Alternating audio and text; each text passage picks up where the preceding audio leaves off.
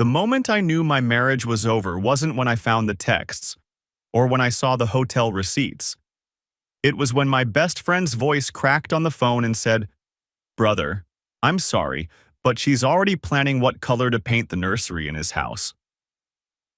I was driving home from work on a Friday evening, 6:35 p.m. according to the dashboard clock. The kind of unremarkable Friday that should have ended with pizza and a movie with the kids. Instead, Kyle Peterson's voice came through my car speakers like a funeral announcement. "David, you there?" Kyle asked when I didn't respond.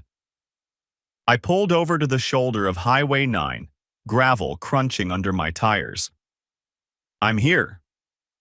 "Look, man, I didn't want to be the one to tell you this, but I'd want someone to tell me, you know?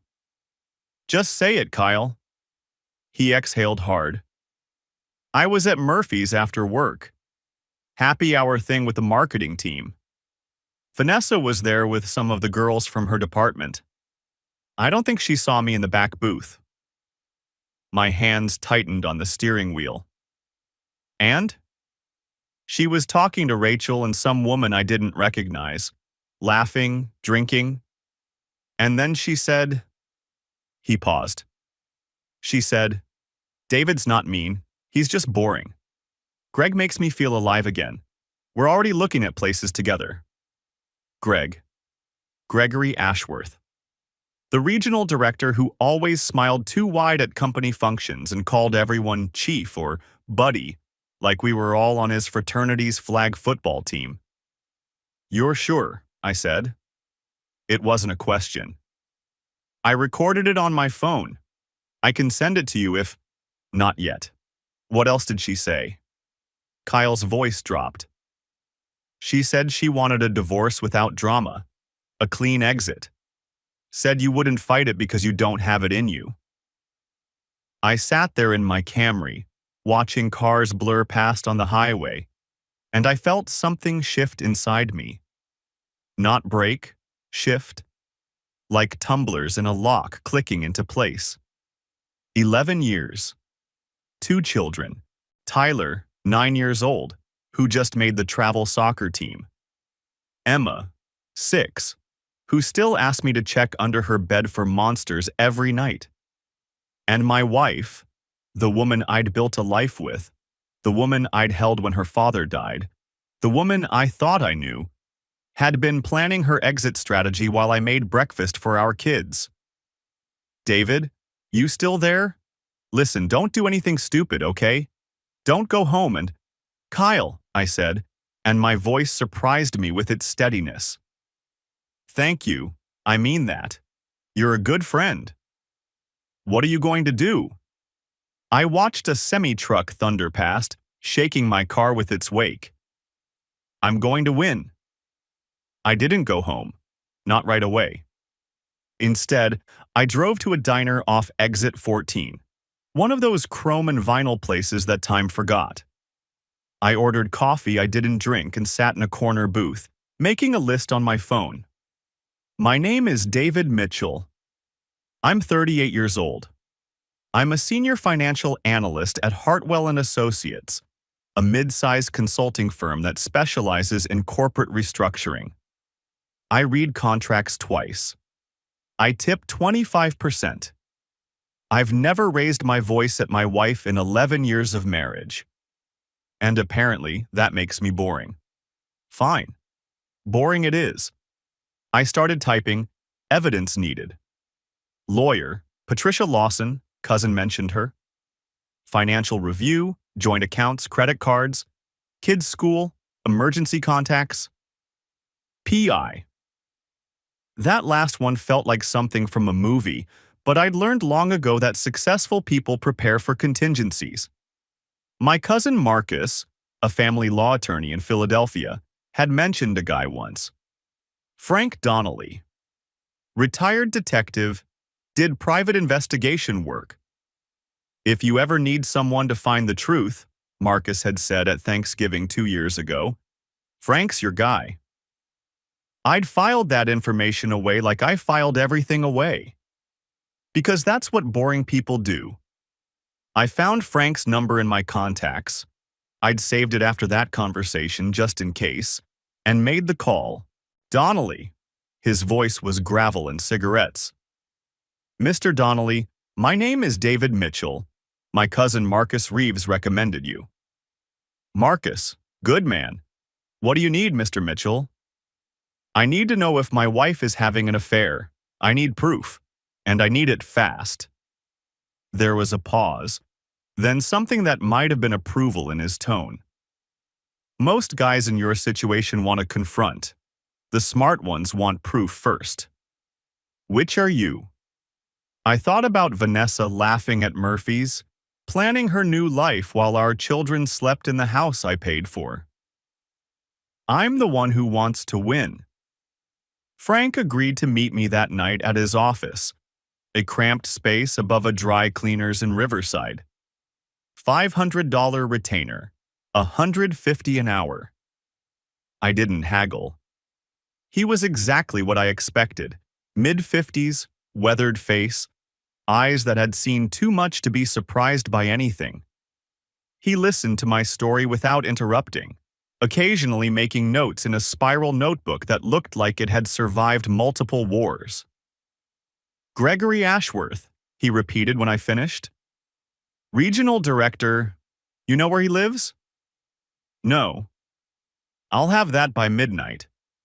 What about your wife's phone records? Credit card statements?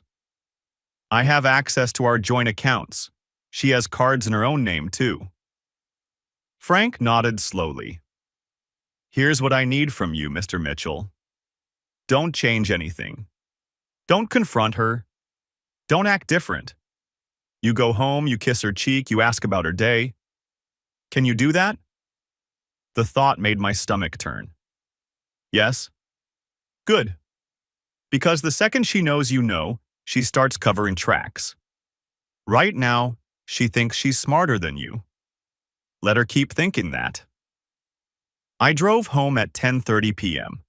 Vanessa was already in bed, or pretending to be. I checked on Tyler, who was sprawled across his bed like he'd been dropped from a helicopter. I adjusted Emma's blankets and kissed her forehead. Then I went to the guest room, claiming an upset stomach, and I didn't sleep a single minute. Saturday morning, 7:30 a.m. Frank called while I was making coffee, keeping my voice low so it wouldn't carry upstairs. Got something for you. Can you meet me in an hour? Vanessa was still asleep. I left a note saying I'd gone to the gym and drove to Frank's office with my heart hammering against my ribs. He had photographs spread across his desk. Vanessa's silver Lexus, the one I'd bought her for our 10th anniversary, parked outside a downtown condo building. Timestamp, 7:14 p.m. last Tuesday. Another photo. Same car, same location, timestamp 6:02 a.m. Wednesday. She was there all night, Frank said unnecessarily. Gregory's place? Unit 1847. He's been divorced about 2 years. Lives alone. Well, Frank smiled without humor. Mostly alone. There was more.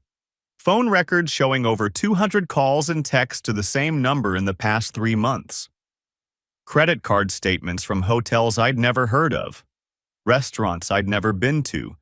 Jewelry purchases that never appeared on Vanessa's wrist or neck. And then Frank slid a piece of paper across the desk. Text message screenshots. Can't wait to wake up next to you every morning. After the divorce, we'll take that trip to Italy you've always wanted. David won't fight it. He doesn't have it in him. I read that last line 3 times. David won't fight it. He doesn't have it in him. How did you get these? I asked. Frank's expression didn't change. You don't want to know, and I'm not going to tell you.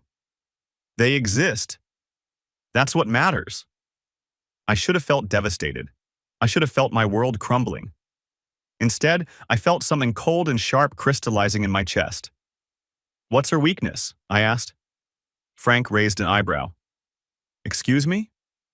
Everyone has a weakness. What's hers? He leaned back in his chair, studying me with new interest. From what I've gathered in the past 12 hours, Image, she cares a lot about what people think. Family, friends, social circle. She's built a careful picture of herself. And Gregory, career. He's climbed the ladder fast, probably cut some corners getting there. His ex-wife hates his guts. Contested divorce, real nasty. He's got a settlement he's still paying off. I nodded slowly, pieces moving on a chessboard in my mind. Keep digging. Everything you can find on both of them. I'll have more for you Monday. Frank stood and shook my hand. Mr. Mitchell, I've been doing this job for 23 years. You're handling this better than anyone I've ever seen. I'm a financial analyst, I said. I'm used to working with numbers that don't add up. Eventually, they always balance. I went home and made pancakes for my kids. Tyler wanted chocolate chips. Emma wanted blueberries. I made both, and we ate together at the kitchen table while Saturday morning cartoons played in the living room. "Where's Mom?" Tyler asked, syrup dripping down his chin. "Still sleeping, buddy. She had a long week." "She's always sleeping now," he said, and there was something in his voice, not accusation, just observation, that broke my heart a little. "She's just tired. Hey, you want to go to the park later? Work on your corner kicks?" His face lit up. "Really? You're not too busy?" "Never too busy for you, Ty." Vanessa came downstairs at noon. Hair perfect, makeup fresh, dressed for a brunch with the girls. I knew where she was really going, and it took everything I had to smile and say, "Have fun." She kissed my cheek, the same lips that had kissed Gregory Ashworth, probably that very morning, and breezed out the door. I took the kids to the park. I pushed Emma on the swings until she squealed. I practiced corner kicks with Tyler until we were both sweaty and laughing. And when we got home and Vanessa's car wasn't in the driveway, I made them grilled cheese sandwiches and tomato soup and pretended everything was normal. She came back at 4 o'clock, glowing in that way she hadn't glowed for me in years. "How was brunch?" I asked. "Oh, wonderful. Rachel says hi. We tried that new place on Madison. You'd hate it. Way too trendy." She laughed, and it was such a casual lie, so effortless. I smiled and kissed her cheek. "Sounds lovely." 11 years, 2 children, and she didn't even hesitate. Monday morning, I walked into the offices of Lawson Family Law at 8:45 a.m. Patricia Lawson came out to greet me personally. A sharp-featured woman in her late 40s with silver-streaked hair and eyes like a hawk. "Mr. Mitchell," she said, shaking my hand with a grip that meant business. "Marcus speaks highly of you." "He speaks highly of you as well. He said you don't just win divorces." "I don't." She gestured for me to follow her to a corner office with floor-to-ceiling windows overlooking the city. "I perform autopsies on marriages." "Coffee?" "Please." She poured from a carafe on her credenza and handed me a cup before settling behind her desk. "So, tell me everything." I told her. I showed her the photographs, the phone records, the text messages. I explained about the credit card statements and the missing money from our joint savings. I laid out my timeline, my evidence, my preliminary financial review. When I finished, Patricia was looking at me with something like admiration. "Most men come in here crying or screaming," she said. "You came with a spreadsheet." "I came to win custody of my children." She nodded slowly. "Your state has no-fault divorce, which means the affair itself won't determine the outcome. However," she held up a finger, "evidence of infidelity can impact asset division, especially if marital funds were spent on the affair. It can influence custody decisions if there's a pattern of deception and misplaced priorities, and it absolutely affects spousal support calculations, particularly if her affair partner has been promising financial support. He has. I pulled up Gregory's text on my phone. After the divorce, we'll take that trip to Italy you've always wanted. Patricia's smile was thin and sharp. Well then, let's talk strategy. Over the next 2 weeks, I became two different people. At home, I was the same David I'd always been. I made dinner, I helped with homework, I asked Vanessa about her day and nodded along to her lies. I even took her out to dinner, a nice Italian place downtown, and watched her spin stories about work stress and difficult clients while I knew exactly where she'd been the night before. You seem different lately, she said over tiramisu. Lighter. Just happy, I said. Work's been good. The kids are great. What more could I want? She smiled, and I wondered if she felt even a flicker of guilt. I didn't think so. At work and in the margins of my life, I was someone else entirely. I conducted a forensic audit of our finances that would have made the IRS proud. I documented every discrepancy, every hidden purchase, every dollar that flowed to places it shouldn't have gone. $8,000 missing from joint savings over 6 months. Small withdrawals designed not to trigger attention. A credit card in Vanessa's name only with a $12,000 balance I'd never known existed. A personal checking account she'd been quietly funneling money into for almost a year. I made my own moves. New accounts in my name at a different bank. Changed beneficiaries on life insurance and retirement accounts. My annual bonus, $32,000 received the month before, quietly moved to protected assets. I recorded our conversations. Our state was one-party consent, meaning I could legally record any conversation I was part of. Vanessa lied to me about her day, her whereabouts, her feelings, all documented, time-stamped, filed away, and then, on day 10, I received an email that changed everything. Subject line: You're not the first. The sender was anonymous, but the contents were anything but. Forwarded emails from 2 years ago, Gregory Ashworth with a different married woman. Different promises, same playbook. Italy trip, fresh start. You deserve better than him. At the bottom of the email. He did the same thing to me. Cost me my marriage before I was stupid enough to marry him. I'm his ex-wife. I've been watching. I can help. Respond if you want to compare notes. Diane Ashworth. I'd never met her, but I'd heard the name. Gregory's bitter ex-wife, the one who'd taken him to the cleaners in their divorce. Apparently, she wasn't finished. I responded, I'm interested. When can we meet? Diane was not what I expected. In my mind, I'd pictured someone wounded and fragile, a victim of Gregory's charm. Instead, the woman who met me at a coffee shop in Westbrook was composed, elegant, and coldly furious.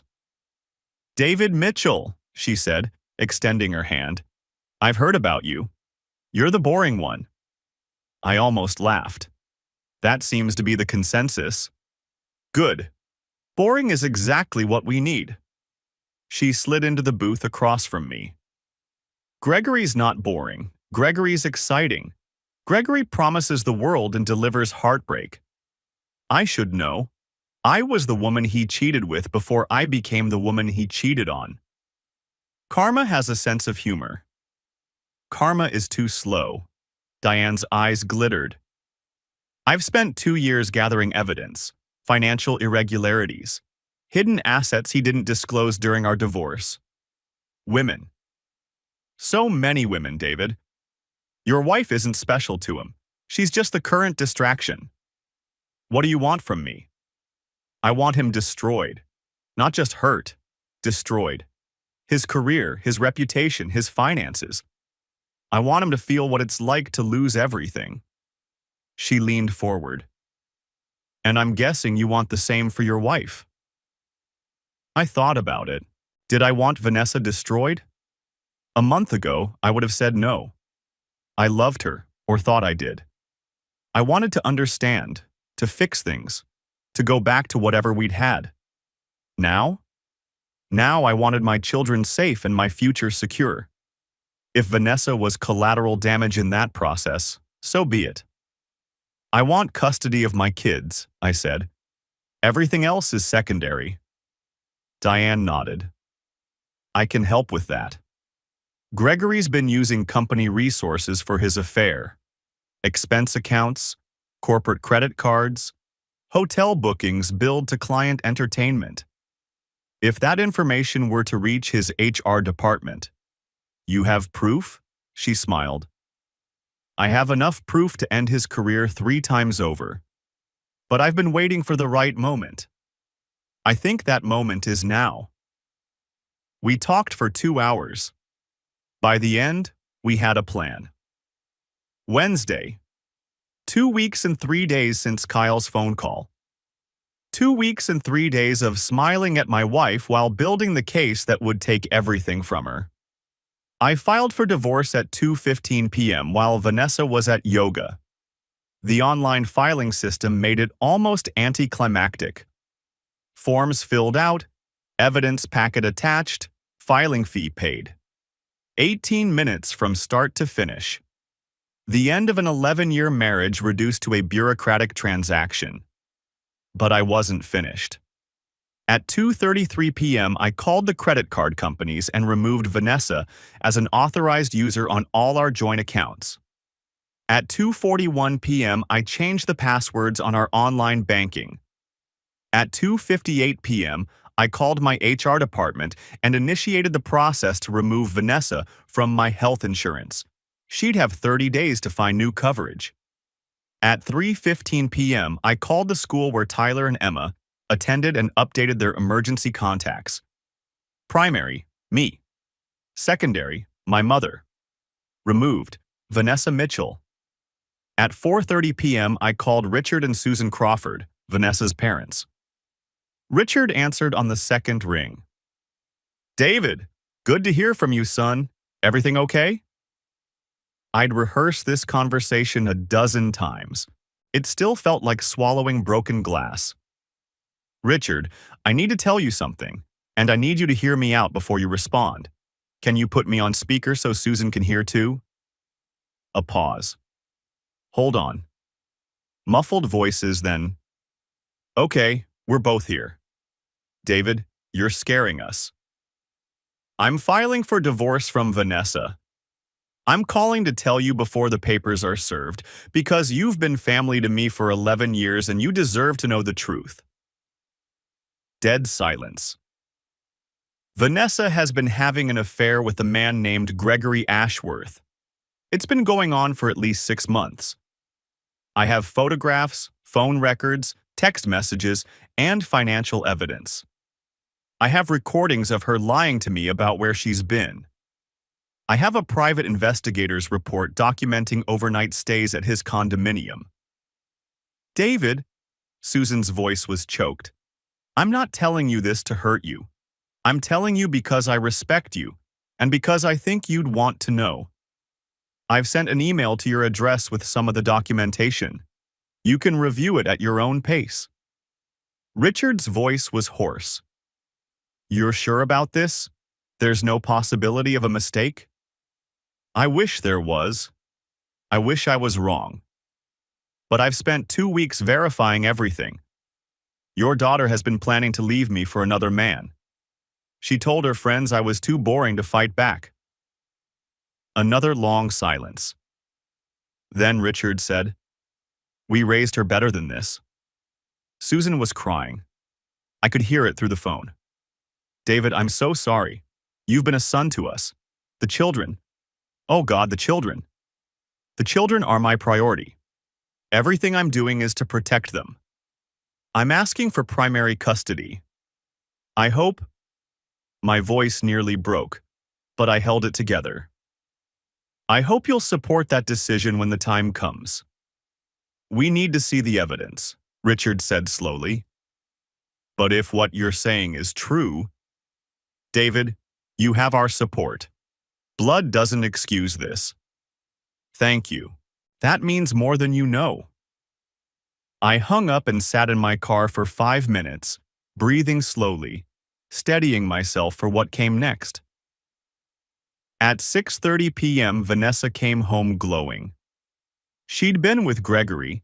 I could tell by the particular flush in her cheeks, the way she hummed as she walked through the door. She was riding high on her secret life, confident in her plan, utterly certain that boring David suspected nothing. I was sitting at the kitchen table with a manila folder in front of me. "Hey, babe," she said, setting down her yoga bag. Props for the performance, nothing more. "Kids in bed already?" "They're with my mother for the night." Something flickered across her face. Confusion? The first hint of unease? "Oh? Why didn't you tell me?" "Because we need to talk. Sit down, Vanessa." She sat slowly, the glow fading from her cheeks. "David, you're being weird. What's going on?" I slid the folder across the table. "You've been served. The divorce papers are inside, along with a summary of the evidence I've compiled. The locks aren't changed yet. You can stay in the guest room until you find a place. We'll keep this civil for the children." She stared at the folder like it might bite her. "What are you talking about? Divorce?" "David, this isn't funny." "I agree. It isn't funny at all." She opened the folder. I watched her face as she flipped through the pages. The photographs, the phone records, the text message screenshots. I watched the color drain from her skin, watched her hands start to tremble. "How did you— Does it matter?" She looked up at me, and for a moment I saw something genuine in her eyes. Fear. "David, I can explain." "You can't. You've spent 6 months explaining. Every lie about yoga class, every fabricated business trip, every girl's weekend that never existed." I kept my voice level, almost gentle. "I've heard all your explanations, Vanessa. They were very creative. It's not what you think. David's not mean. He's just boring. Greg makes me feel alive again. We're already looking at places together." I watched her flinch. "That's what you told Rachel at Murphy's. He doesn't have it in him to fight." "That's what you texted Gregory." Tears were streaming down her face now. "Who told you? Who's been— It doesn't matter who told me. What matters is that you've been planning to leave me for another man while sleeping in my bed, while I made breakfast for our children, while I stopped. Took a breath. "No, I'm not doing this. I'm not giving you the satisfaction of seeing me fall apart. David, please." She reached for my hand. I pulled away. "It was a mistake. It didn't mean anything. We can work through this. Couples survive affairs all the time. We'll go to counseling. Can't wait to wake up next to you every morning." That's what you texted him. I stood up. "Gregory's waiting for you, isn't he? You should call him. You're going to need the support." I walked past her, toward the stairs. She grabbed my arm. "David, don't do this. The kids—" I turned. "Don't you dare bring up the kids. You stopped thinking about the kids the moment you decided your entertainment was more important than their stable home." I pulled my arm free. "I'm going to bed. We'll discuss logistics tomorrow." "David—" I climbed the stairs without looking back. In the guest room, my room now, I supposed, I lay on the bed and stared at the ceiling, waiting for the grief to hit. It didn't come. All I felt was tired. Tired and strangely free. Downstairs, I could hear Vanessa crying. Then talking on the phone. Gregory, probably. Then crying again. I closed my eyes and finally slept. The next 3 weeks were a masterclass in watching someone's life implode. Vanessa called Gregory the night I served her. He was supportive at first. "Don't worry, babe. We'll figure this out. This doesn't change anything." But Gregory was already getting nervous. His ex-wife Diane had filed a motion to modify their divorce settlement the same day I filed for divorce. Coincidence? Not remotely. Vanessa called her mother next. That conversation lasted less than 5 minutes. Susan Crawford told her daughter that she'd seen the evidence, that Richard was too upset to speak, and that they would need time before they could discuss anything. Vanessa called her best friend Rachel Torres. Rachel's response: "David showed me everything, Vanessa. I don't know who you are anymore." By the end of the first week, Vanessa had been dropped from 3 group chats, unfriended by a dozen acquaintances, and politely disinvited from book club. Her brother Jason sent a 2-line text: "I love you, but I can't condone this. Call me when you're ready to be honest about what you did." Her grandmother, 84 years old, still sharp as a tack, sent a handwritten letter that arrived on day 10. Vanessa read it at the kitchen table while I made dinner for the kids. I didn't see the contents, but I saw her face crumble, and I knew it wasn't kind. The children noticed the tension. Of course they did. "Why is Mommy crying all the time?" Emma asked me one night while I tucked her in. "Mommy's going through some grown-up problems, sweetheart. It's not your fault, and it's not something you need to worry about. Daddy and Mommy both love you very much no matter what." "Are you getting a divorce?" Tyler asked me directly a few days later. He was 9, old enough to have heard the word, old enough to see the signs. "We might be, buddy. I'm sorry. I know this is scary." "Tommy's parents got divorced," he said, studying his shoes. "He has to go back and forth between 2 houses now. Is that going to happen to us?" I pulled him into a hug. "Whatever happens, I'm going to make sure you and Emma are okay. That's my #1 job. That's always going to be my #1 job. It's because Mom keeps going places, isn't it?" His voice was small. "She's never home anymore. She missed my game last week." I held him tighter and didn't answer. Some questions don't have answers a 9-year-old needs to hear. Frank Donnelly continued his investigation, and what he found painted an increasingly damning picture. Vanessa's college roommate tracked down through social media. "Oh, Vanessa? Yeah, she was something else.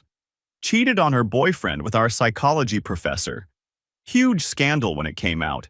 She transferred schools after that. Her ex-fiancé from before we met." I hadn't even known there was an ex-fiancé. "We were engaged for 8 months. I found out she'd been seeing someone else the whole time, a guy from her gym. She told me he didn't count because it was just physical. I called off the wedding. Friends from our early years together, people I'd lost touch with.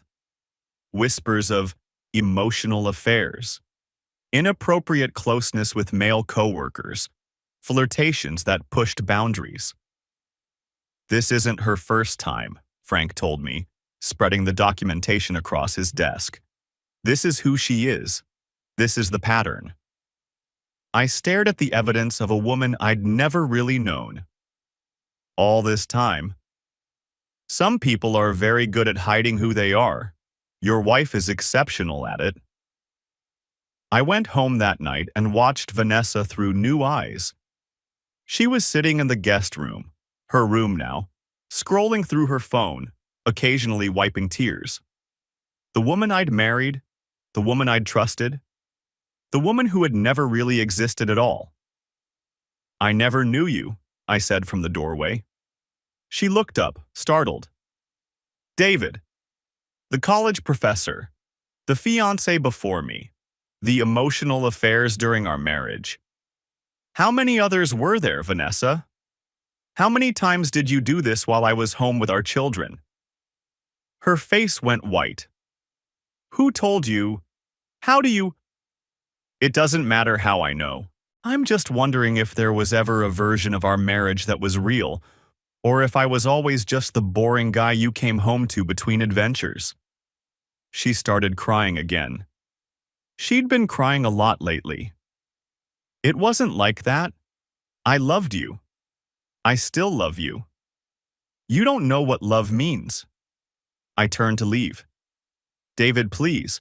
I'm losing everything. My family won't talk to me. My friends. That's what happens when people find out who you really are. I went to bed early.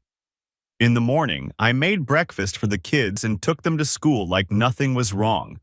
Because that's what boring people do. They show up. They take care of their responsibilities. They put one foot in front of the other. Boring people survive. Week 6 brought something I hadn't anticipated. Vanessa's desperate attempt at reconciliation. She showed up at my office. No warning, no appointment. Just walked past reception and appeared in my doorway with mascara-smudged eyes and a trembling lower lip. David, she said, and several of my coworkers looked up. Kyle, 3 cubicles away, made eye contact with me and raised his eyebrows. Vanessa. I kept my voice neutral. This isn't appropriate. I know it isn't. But you won't take my calls. You won't talk to me at home, and I need you to understand. Let's take this outside. I led her to the parking garage, away from curious eyes and office gossip. She was crying before we even reached my car. Please, she said. Please, David. I made a mistake. A terrible, horrible mistake. I know that now. Gregory was nothing. He was a distraction. You're my husband. You're the father of my children. I'm aware of my role in this family. I've been playing it consistently for 11 years. I'll do anything. Counseling, therapy, whatever you want. I'll cut off all contact with Gregory. I already have. He won't even return my texts anymore. I'll be completely transparent. Full access to my phone, my email, everything. Vanessa. I said her name quietly, and she stopped mid-sentence. Did you plan the nursery? She blinked. What? Kyle heard you that night, at Murphy's. You were talking about painting the nursery in Gregory's house. You and him starting a family? Were those just words, or did you actually plan it? Her silence was its own answer. That's what I thought. I unlocked my car. We're done, Vanessa. Not because of the affair, although that's enough, but because while I was tucking our children into bed, you were designing a life without me in it. You weren't having a fling. You were replacing me. I wasn't thinking clearly. I got caught up in, stop. I held up a hand. Every excuse you make insults both of us. You made choices. You made them for months. Now you get to live with the consequences. I got into my car. I'll see you at the house. I drove away. In my rearview mirror, I watched her stand there in the parking garage, arms wrapped around herself, alone. I didn't feel triumphant. I didn't feel vindicated. I just felt tired. The legal proceedings moved forward with the relentless momentum of bureaucracy. Discovery revealed even more than I'd found on my own. Jewelry purchases, expensive pieces Vanessa had never worn for me, given to Gregory as gifts. A trip to Miami that she'd claimed was a work conference. Hotel records showed a room for 2, restaurant charges for romantic dinners, a couple's massage at the spa. And then Patricia called me with the bombshell. We found something in her financial records, an account she opened 18 months ago, before the affair with Gregory started. I felt cold. 18 months? The deposits don't match her salary. We traced one of them to a consulting company. David, that company is owned by another married man. Someone she worked with 2 years ago. Gregory wasn't the first physical betrayal. He was the third, maybe the fourth. At this point, did it even matter? How do you want to proceed? Patricia asked. Use everything, I said. I want custody of my children, and I want this to be over. Meanwhile, Gregory Ashworth's carefully constructed life was falling apart. Diane's motion to modify the divorce settlement had unearthed financial irregularities Gregory thought he'd hidden. Assets he hadn't disclosed. Income streams he'd concealed. The judge was not amused. At the same time, Gregory's company received an anonymous complaint about workplace misconduct. An inappropriate relationship with a subordinate. Misuse of corporate resources. The HR department launched an investigation. I didn't file that complaint. Diane didn't either, or at least she claimed she didn't. But Gregory had made a lot of enemies over the years. When a man leaves a trail of broken marriages and burned colleagues, eventually someone strikes a match. By week 8, Gregory was on administrative leave pending investigation. His lawyer advised him to distance himself from complicating factors, which is corporate speak for dump the mistress. Vanessa came to me in tears. He ended things. Gregory ended things. He said it was too complicated. I was making dinner. I didn't stop chopping vegetables. That must be disappointing. He promised me. He said we'd go to Italy. He said after the divorce. He said a lot of things. So did you. I scraped the onions into a saucepan. Dinner's in an hour if you want to eat with us. Otherwise, there are leftovers in the fridge. She stared at me like she was seeing me for the first time. How can you be so cold? I'm not cold, Vanessa. I'm just finished caring about your feelings. You stopped caring about mine a long time ago. This is what that looks like from the other side. She fled to her room. The kids and I ate dinner in peace. Gregory's downfall accelerated through month 4. His administrative leave became termination when the investigation found clear evidence of expense account fraud. Diane's civil suit proceeded, freezing his remaining assets. His reputation in the industry was destroyed. No company would touch him. Vanessa, watching the man she'd destroyed her marriage for lose everything, seemed to shrink a little more each day.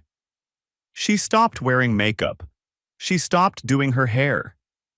She missed 2 supervised visits with a therapist before she could see the children alone. She's spiraling, my mother observed during one of her visits to help with the kids. I can see it in her eyes. That's her problem now. David. My mother's voice was gentle but firm. I raised you better than to enjoy someone else's suffering. I'm not enjoying it. I'm just not preventing it anymore. She was quiet for a moment. Then, make sure you're still you at the end of this. Don't let her mistakes change who you are. I thought about that conversation a lot in the weeks that followed.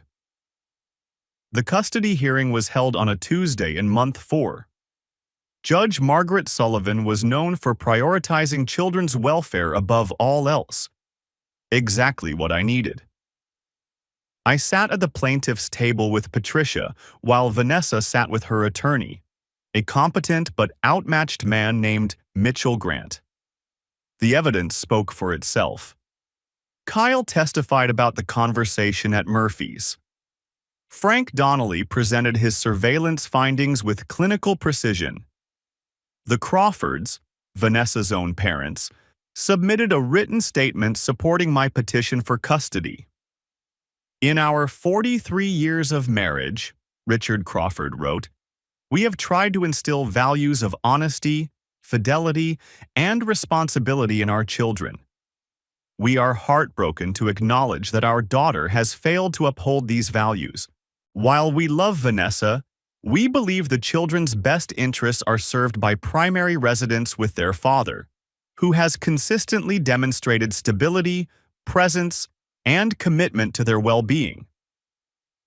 The children's therapist testified that both Tyler and Emma showed stronger attachment to me and exhibited anxiety around their mother's emotional volatility.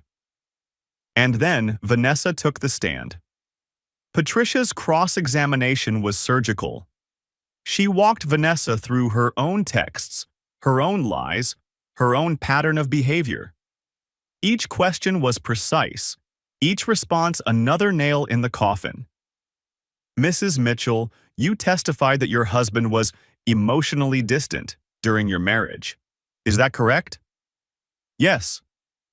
And yet, according to school records, your husband attended 94% of your children's school events over the past 3 years. Is that accurate? Vanessa's attorney objected. Overruled. Yes, that sounds right. And how many of these events did you attend, Mrs. Mitchell? Silence. According to the records, you attended 31%, less than a third. Is that accurate? I had work obligations. You had a lot of obligations, didn't you, Mrs. Mitchell? Hotel obligations, restaurant obligations, jewelry shopping obligations. Patricia held up a printed receipt. This necklace purchased 6 months ago for $1,200. Do you own this necklace? No. Because you gave it to Gregory Ashworth as a gift, with money from your marital accounts. Is that correct? Vanessa was crying now. Yes. Mrs. Mitchell, you told a friend that your husband was boring, that he didn't have it in him to fight. Do you remember saying that? Yes. Patricia turned to the judge. The boring husband is here, Your Honor. He's fighting. And unlike Mrs. Mitchell, he's been telling the truth. The judgment came down 3 days later. Primary custody to me. Supervised visitation for Vanessa until she could demonstrate emotional stability. Asset division tilted heavily in my favor. The hidden expenditures, the secret accounts, the money spent on the affair all factored into the calculation. No spousal support awarded. Vanessa had her own income, and her conduct had influenced the court's discretion. I walked out of the courthouse into autumn sunshine and called my mother. I got them, I said. They're mine. They were always yours, sweetheart. The court just recognized it. I sat in my car and allowed myself 5 minutes to cry. Tears of relief, of exhaustion, of grief for the marriage I'd thought I had. Then I dried my eyes and drove to pick up my children from school. The aftermath was not pretty. Vanessa lost her job 2 months after the custody ruling. Officially, it was performance issues. Unofficially, everyone knew about the affair, the divorce, the public humiliation. She was toxic, and corporate America has no patience for toxicity. She moved into a small apartment across town. Her family maintained a distant civility, phone calls on birthdays, occasional awkward dinners, but the warmth was gone. Her friends had scattered like leaves in a storm. The life she'd imagined with Gregory, the fresh start she'd been promised, had evaporated like morning dew. 6 months after the divorce was finalized, I received a call from a hospital social worker. Mr. Mitchell? I'm calling about Vanessa Mitchell. She's been admitted to St. Catherine's. She's stable, but she's on psychiatric observation. She listed you as her emergency contact. Vanessa had mixed sleeping pills and wine. Not intentionally, according to the doctors, just carelessness, numbness, the desperate need to feel nothing for a few hours. A neighbor had found her unresponsive and called 911. I drove to the hospital. Not because I forgave her, I wasn't sure I ever would, but because my children needed their mother alive, even if she was broken. She was in a room on the 4th floor, pale and small against the white sheets. Monitors beeped softly. Her wrists were bare. No jewelry, no wedding ring, nothing. David? Her voice was a whisper. You came. The kids need you alive, Vanessa. Tyler and Emma. They're asking about you. I'm so sorry. Tears leaked from the corners of her eyes. For everything. For all of it. I destroyed us. I destroyed everything. Yes, I said. You did. Is there any chance? No. I cut her off gently. There's no chance for us, Vanessa. That's over. But you can still be a mother. You can still have a relationship with your children. That requires you to get help. Real help. Therapy, treatment, whatever it takes. Do you hate me? I considered the question. Did I hate her? I'd thought I did in the early weeks. I'd fantasized about her suffering, about karma catching up with her, about the universe balancing its scales. Now, looking at her in that hospital bed, I just felt tired and sad and ready to move on. I don't hate you, I said finally. I don't feel much of anything about you anymore. And honestly, that's probably healthier for both of us. I left without looking back. In the parking lot, I sat in my car for a long time, watching the sun set behind the hospital. She'd wanted excitement. She'd wanted passion. She'd wanted a man who wasn't boring. She got what she wanted. And I got my children, my future, and my self-respect. I started the car and drove home. 1 year later, my life was unrecognizable, in the best possible way. I'd been promoted to partner at Hartwell & Associates. The stress of the divorce had somehow sharpened me, focused me. I was the best analyst in the firm, and now I had the title to prove it. I'd sold the house, too many memories, too many ghosts, and bought a place in a better school district. Fresh start, clean slate. The kids helped me pick the paint colors for their rooms. Tyler chose navy blue. Emma chose what she called princess pink. Tyler was thriving on the travel soccer team. Emma had discovered a passion for dance, ballet specifically, which meant tutus everywhere and impromptu performances in the living room. Both were in therapy, processing the divorce in healthy ways, learning that their parents' mistakes weren't their burden to carry. I'd started dating again. Cautiously, carefully, with the wariness of a man who'd learned that trust had to be earned. Her name was Amanda, a veterinarian I'd met at a school fundraiser. She was kind, she was honest. She thought boring was another word for reliable. I wasn't rushing anything. Neither was she. Vanessa had completed a 90-day inpatient treatment program. She was working again, nothing glamorous, assistant manager at a retail store, but it was stable. Her supervised visitation had been upgraded to unsupervised, proof of progress. The kids were warming back up to her during their visits, slowly, guardedly. She'd sent me a letter a few months ago. Genuine apology, no excuses, asking nothing in return. I read it, acknowledged the sincerity, and filed it away. I didn't respond. There is nothing left to say. One morning, I was making breakfast when a package arrived. Return address, Diane Ashworth. Inside was a flash drive and a note.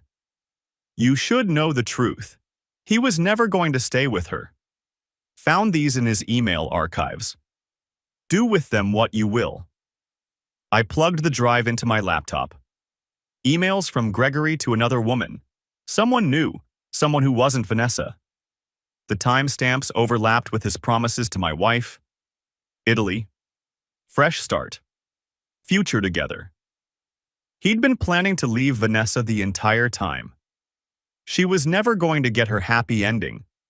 She was just the next victim in a long line of victims, and Gregory had never intended anything more than temporary entertainment. I ejected the drive and put it in a drawer. Some truths serve no purpose except to pour salt in wounds that are finally healing. Vanessa would never see these emails. Neither would anyone else. That evening, I made dinner for Tyler and Emma. Nothing fancy. Spaghetti and meatballs, garlic bread, a salad that Emma picked at and Tyler devoured. We ate at the kitchen table in our new house, sunlight streaming through the windows. "Dad," Emma said, tomato sauce on her chin, "are you happy?" I looked at my daughter, at my son, at the life I'd built from the wreckage of the one that had been destroyed. "Yeah, sweetheart," I said. "I think I am." Tyler reached for more garlic bread. Emma launched into a story about something that happened at dance class. The dog we'd adopted last month, a goofy golden retriever named Charlie, wagged his tail under the table. This was my life now. Ordinary, predictable, boring. She'd wanted a man who wasn't boring. She got what she wanted. And I got everything that actually mattered.